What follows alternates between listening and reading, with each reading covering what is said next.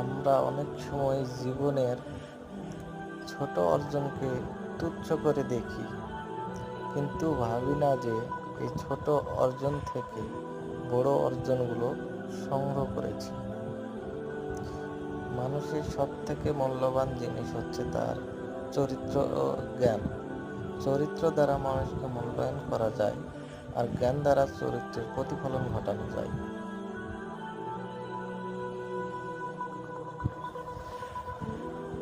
মানুষকে ভালোবাসতে হলে অবশ্যই সুন্দর মনের অধিকারী হতে হবে। তা না হলে কখনোই অন্য মানুষকে ভালোবাসা যাবে না। আপনি যখন কাউকে বিশ্বাস করে কোনো কথা বলেন এবং যে কথাটি তাকে বিশ্বাস করে অন্য কাউকে বলতে নিষেধ করেন,